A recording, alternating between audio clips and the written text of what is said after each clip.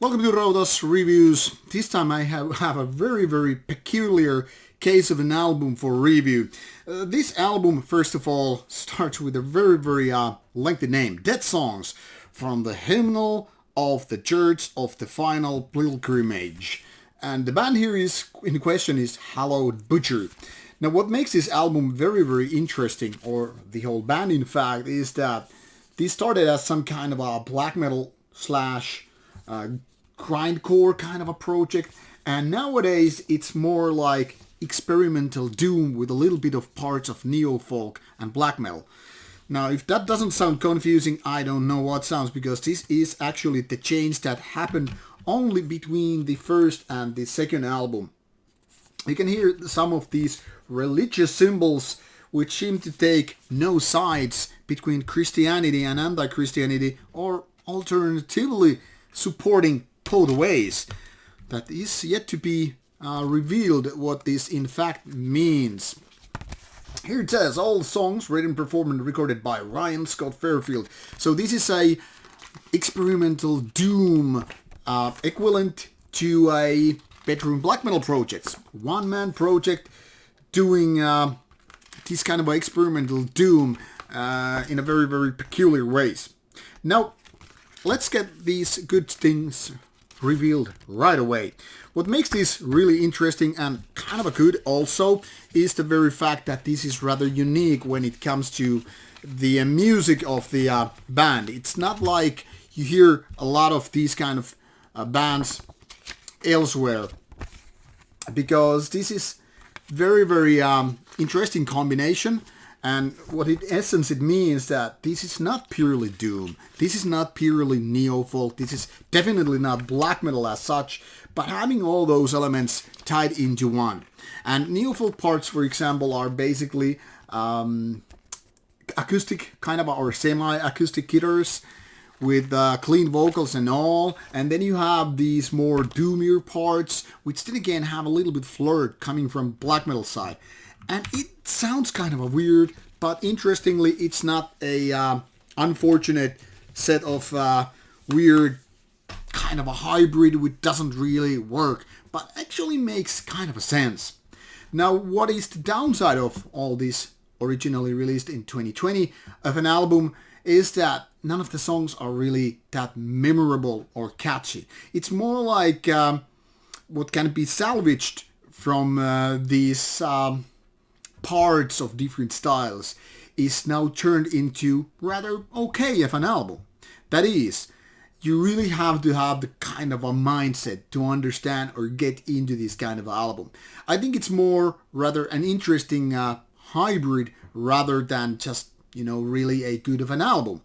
I don't know if that makes sense, but I'll try to explain.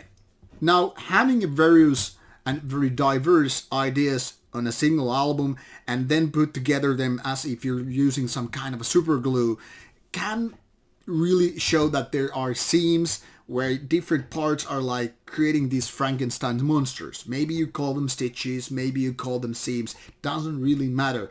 It's kind of like a monster made up of different parts, and then you're like, yeah, you're good to go, pal, let's call you George, now go befriend people. And people are like, oh, this is a monster, I cannot talk to this weird creature. But somehow Hallowed Butchery has been able to make this Frankenstein's monster, or Hallowed Butcher's monster, I guess, somewhat like tolerable. Like, yeah, you're not that bad really once you get to know it. But what this monster or creature is lacking is kind of a charisma. Like those neo-folk parts on their own rights, they're pretty like, okay, well then. And then it kind of keeps changing and shifting to different patterns, and you are kind of like unable to get a grasp of the whole thing here, because it's all the time shifting by the very end of the album, and well, 8 minutes later you're like, yeah, I really couldn't figure out, let's give it another go. And then you give it another go only to figure out it's not that easy. Not for me anyway. Some people might really like, because this is a kind of a unique thing. This is a kind of a one-of-a-kind monster. Like, yeah, I really like it, because it's not something typical. But in order to like this kind of a stuff, you have to kind of be okay First of all, with experimental doom. You have to be okay with neofolk parts and these black metal parts and so forth. Production-wise, it's probably as good as this kind of a music can get. I mean, we have to understand it's kind of a one-man bedroom black metal or doom metal project, and as such, you really don't have the big band production values.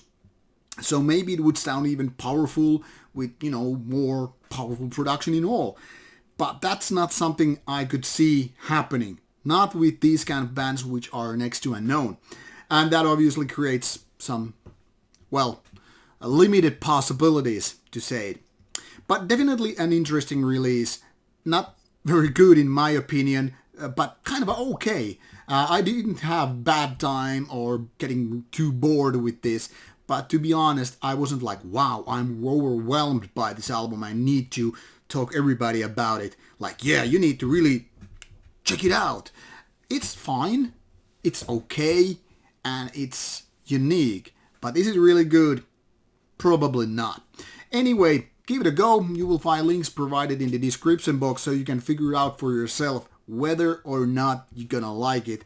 At least it's cool to have something that's something out of ordinary. But then again, you still need those good songs, right? Anyway, give it a go or give it not. It's up to you. Have a good day. All bye-bye from Rauta.